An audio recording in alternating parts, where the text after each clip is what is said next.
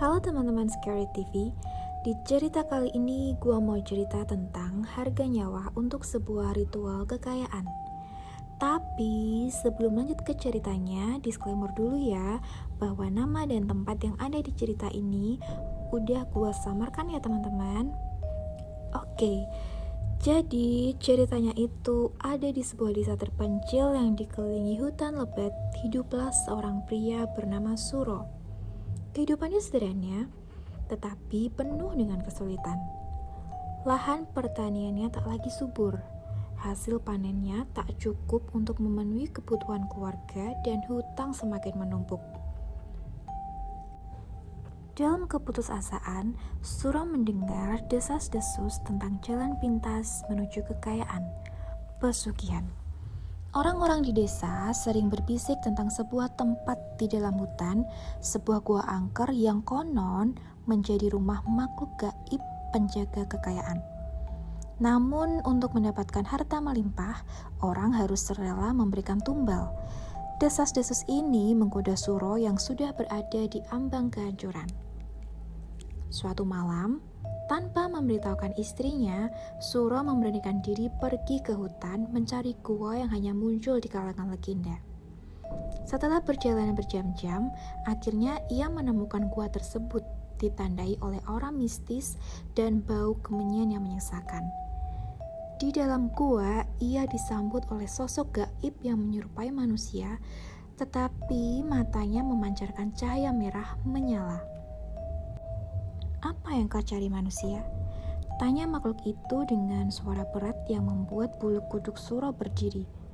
"Aku ingin kaya, aku ingin terbebas dari kemiskinan," jawab Suro gemetar namun bertekad. Makhluk itu tersenyum sinis. "Kekayaan bisa aku berikan, tapi ada harga yang harus dibayar. Kau harus menyerahkan tumbal." Suro yang sudah diliputi keputusasaan mengangguk tanpa berpikir panjang. Siapa yang harus menjadi tumbal? Makhluk itu mendekat dan berbisik pelan. "Orang terdekatmu, jiwa yang kau cintai harus kau serahkan. Jika tidak, kekayaan ini akan lenyap bersama hidupmu." Suro pulang ke rumah dengan hati berat, namun bersemangat karena keesokan harinya harta melimpah mulai datang. Ladangnya menghasilkan panen yang tak pernah ia bayangkan sebelumnya. Hutang-hutangnya lunas dalam waktu singkat dan ia segera dikenal sebagai orang terkaya di desanya. Namun, kegembiraannya tidak bertahan lama. Beberapa minggu kemudian, anaknya yang masih kecil jatuh sakit. Sakit yang aneh dan tak bisa disembuhkan oleh tabib manapun. Dalam hatinya, Suro mulai mengingat perjanjian yang ia buat di gua.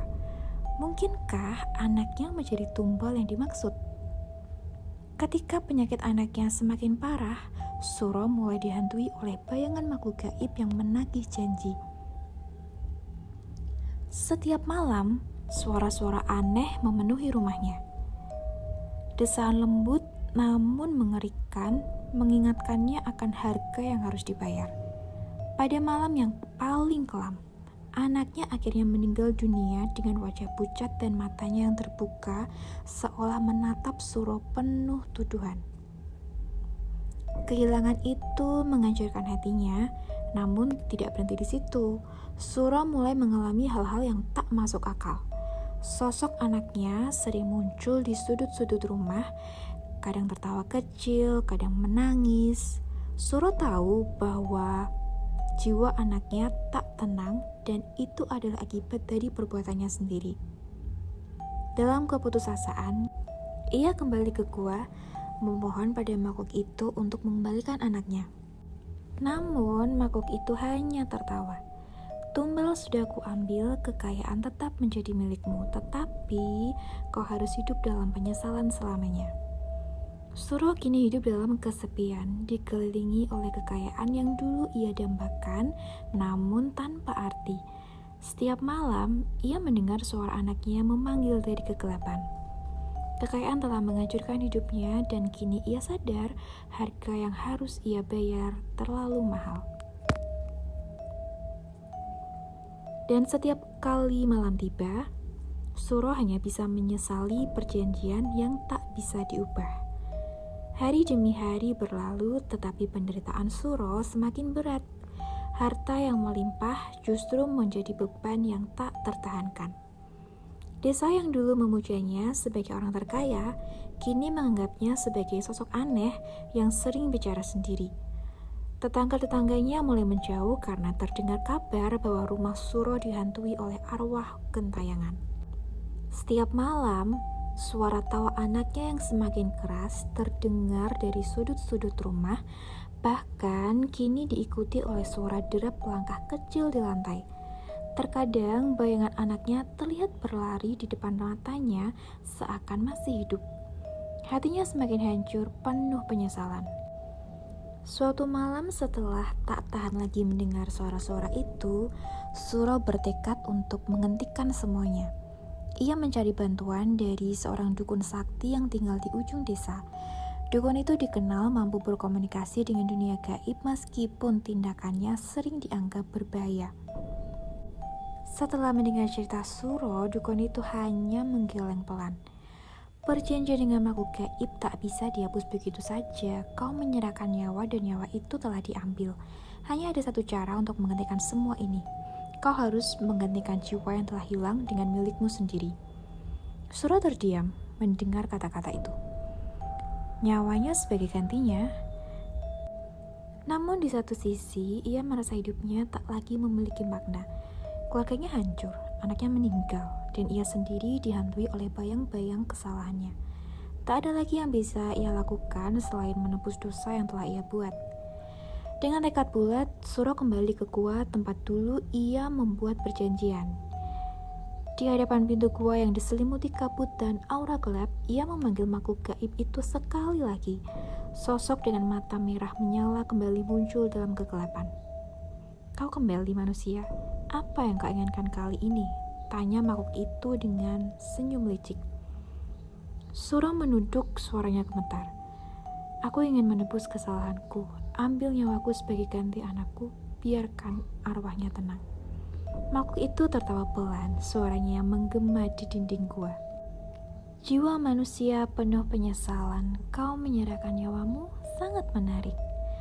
Namun sekali perjanjian dibuat, tak ada jalan kembali, anakmu telah menjadi bagian dari kegelapan. Suro jatuh berlutut, air matanya mengalir deras. Kumohon, aku rela mati, ambil aku sebagai gantinya. Setelah beberapa saat hening yang mencekam, makhluk itu menatap Suro dengan mata merah yang semakin berkilau. Baiklah, namun kau harus tahu bahwa kematianmu tak akan membawa kedamaian. Arwahmu akan terjebak di sini melayani kami semuanya. Tanpa pilihan lain, Suro mengangguk, aku terima. Dalam sekejap, makhluk itu mengulurkan tangannya yang dingin ke arah Suro dan seketika nyawanya terlepas dari raganya. Tubuhnya terkulai tak bernyawa di depan pintu gua, sementara jiwanya terhisap ke dalam kegelapan yang abadi. Namun, penebusan Suro tidak seperti yang diharapkan. Jiwa anaknya tidak kembali dan desanya tetap dihantui oleh kehadiran makhluk-makhluk dari alam gaib.